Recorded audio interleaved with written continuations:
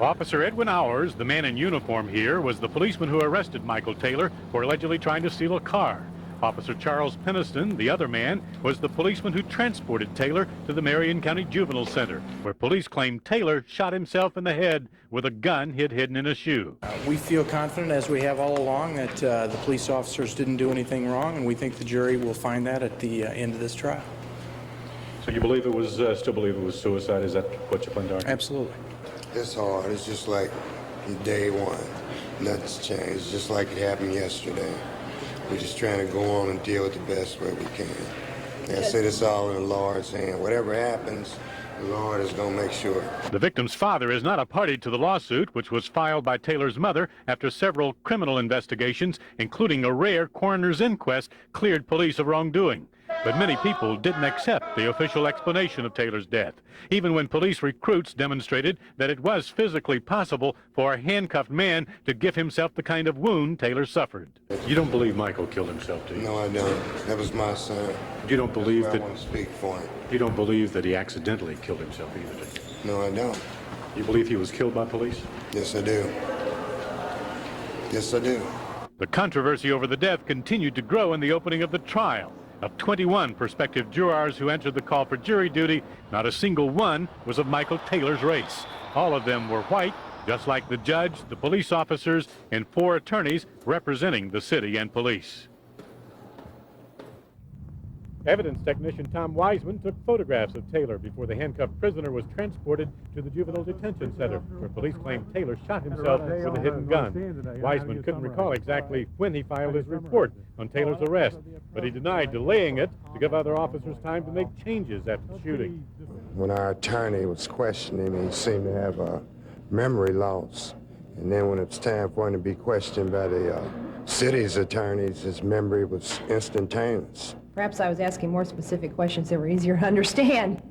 Officer Charles Peniston drove the car in which the shooting occurred. Officer Ed Hours actually made the arrest. Wiseman told the jury all 3 officers, just hours after the shooting, went to the Fraternal Order of Police Hall, but not to discuss the incident, just to socialize. Officer Peniston, can you tell us what you guys discussed at the FOP Hall? No comment. One of the 2 attorneys representing the Taylor family, John Moss, told the jury he'll present evidence from an eyewitness that an unidentified police officer reached into the police car where Michael Taylor sat handcuffed and shot Taylor in the head. It was an assertion which attorneys for the city and the 2 police officers named in the lawsuit say amounted to an accusation of murder, of which they told the jury there's not one bit of evidence. What I just said was we told them that these officers did not shoot Michael Taylor. It was a self-inflicted gunshot wound and make John Moss and the plaintiffs prove murder, and they can't do it. It just didn't happen. Moss says that he did not accuse him of murder. Yes, he did. How do you say they intentionally shot him and not accuse him of murder? Without any justification? That's accusing him of murder. Defense attorneys hope to convince the jury, as police officials hope to convince the public with a reenactment shortly after the shooting, that Michael Taylor, though handcuffed, shot himself with his own gun. The city's attorney acknowledged to the jury that in that incident, Michael Taylor's mother suffered a tragic loss. But the defense claimed the 2 police officers suffered as well by being accused of a murder they didn't commit. That assertion, too, didn't change the other side's position. I know they killed him. I know they killed him. I mean, I know they killed him as much as I can know, meaning there's not one shred of evidence, not one. The 6-person jury had been hearing direct testimony from witnesses for more than a week when they heard a taped deposition from a man now serving time in a Florida prison. Patrick Vaughn said he watched from a distance as police arrested Michael Taylor and then saw an unidentified white officer shoot Taylor in the head. I saw him go up under the driver's side seat, bring a gun from up under the driver's side seat, walk around the car, open the door, lean into the car, and shoot Michael Taylor in the head. Vaughn also testified that 2 police officers then dragged the mortally wounded teenager out of one police car and put him into another. He maintained the fact that he was not biased, that he was not racial, he was not against the police. They tried to make him look like he was against the police. Patrick Vaughn was very credible. Friends and members of Taylor's family believe Vaughn's testimony will be significant in convincing the jury that 2 Indianapolis police officers who are defendants in the lawsuit were at least negligent in Michael Taylor's death. Police have claimed from the start that Taylor committed suicide with a revolver he had hidden in a shoe, and supporters of the officers say Patrick Vaughn, who had been helping Taylor steal cars on the day he was shot, made up the murder story to protect himself. From listening to him, he certainly has his own motivation to lie, and he did a good job of lying today. He knows nothing more than anybody could know from reading the newspaper or watching your newscast. When you ask him about the details, he doesn't have a clue. Tell me when this happened. I'm telling you that it happened in 1987. When? In the summer of 1987. When? I do not know when. Tell me where it happened. I'm telling you that it happened in Indianapolis, Indiana. Where in Indianapolis, Indiana? It happened in Indianapolis, Indiana. And you can't pinpoint it any better than that. He's answered that. I can pinpoint it to this, that when me and Michael left my house that morning, when I came back without Michael. Michael ended up dead. Mr. Tell you something? Cy Jenkins, 6 News. Nancy Hobbs Taylor described her son Michael as a happy child, a gifted athlete, and a talented artist who sang in a choir, never talked back to his mother, and appeared to be enjoying life. But attorneys for the city and 2 police officers being sued for Taylor's death say the teenager was facing a trip to the Indiana Boys School after police arrested him for trying to steal a car, and he was so unhappy he shot himself. We think evidence will show that he had some problems with the legal system that might have concerned him, and we'll have to wait and see how... That he wasn't such a happy child? We'll have to wait and see how that bears on the evidence. We believe that the evidence is going to show that he committed suicide, and it's a self-inflicted wound, and these officers did not shoot him. There is no credible evidence to indicate anything other than that. The other than that was sworn to yesterday when a man jailed in Florida testified on videotape that he saw an unidentified policeman shoot Taylor in the head. The defense says Patrick Vaughn lied and believes his testimony will have little impact on the jury. It was still pretty shocking testimony.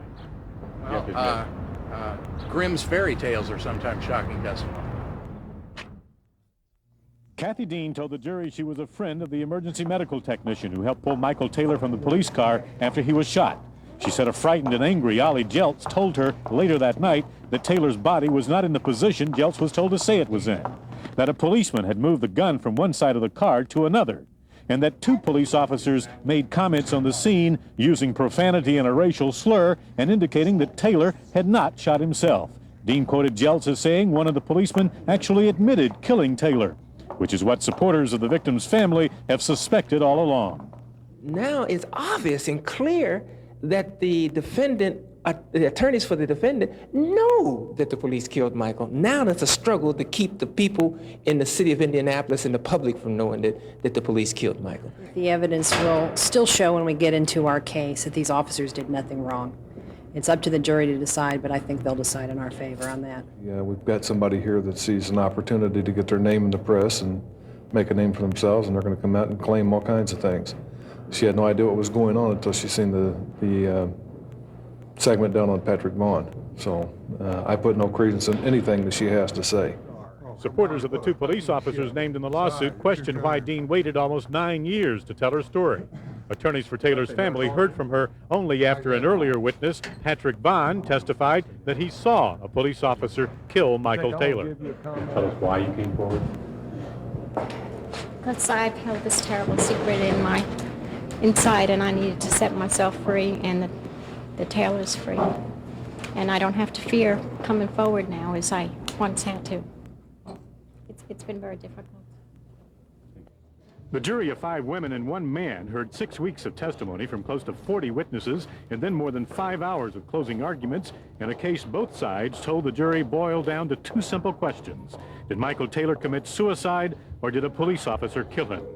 Taylor was under arrest for attempted auto theft when police claim he committed suicide with a hidden gun while handcuffed in the backseat of a police car. Attorneys for the defendants, 2 IPD officers, and the city of Indianapolis presented so-called feasibility studies to show the jury how the defendants believe it happened. But to accept the suicide theory, attorneys for Taylor's family argued, you have to believe that 4 veteran police officers overlooked a .32 caliber handgun and at least a half dozen searches of the suspect. During the trial, one witness, Patrick Vaughn, testified on videotape that he saw an unidentified police officer shoot Taylor. Another witness, Kathy Dean, quoted a firefighter as saying one of the policemen admitted to the deed. But to believe those witnesses, the defense claims the jury must believe that there was a cover-up of immense proportions. What you're saying is that you want to believe that two people committed the murder and then somehow got everybody else involved to go along with it after the fact. And that's not going to happen. I mean, you wouldn't, I wouldn't put myself in that position. The fire department personnel wouldn't, the emergency medical people wouldn't. These people came under the guise of law enforcement. They came under the guise that Michael Taylor was protected. Then they killed him. Then after they killed him, they assassinated his character by saying he committed suicide. Then they came back with contempt to try and make his mother suffer in front of a court audience and a citywide audience to prove that lie that they concocted. I've never had any doubt.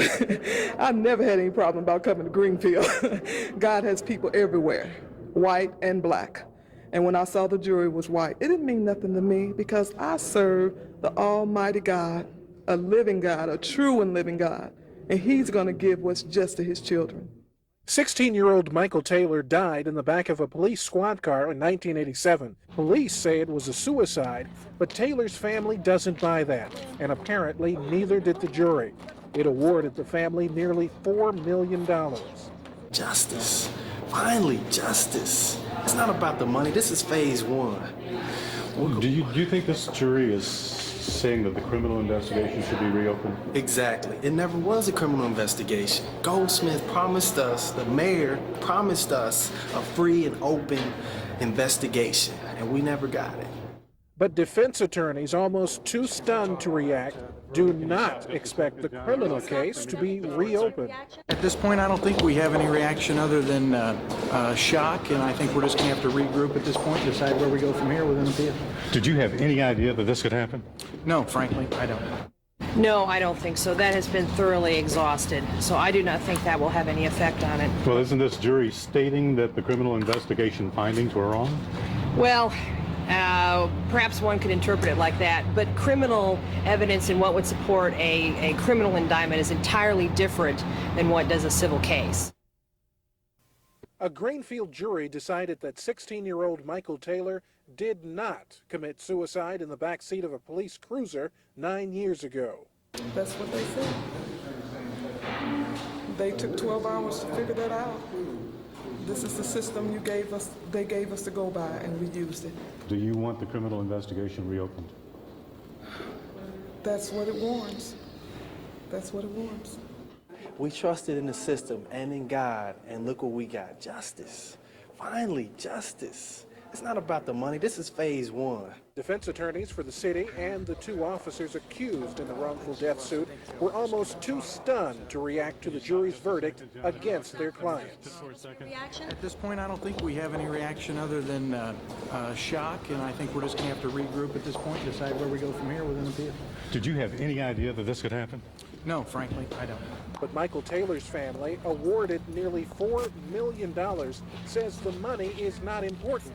Clearing Michael's name by reopening the criminal investigation is. The mayor promised us a free and open investigation, and we never got it.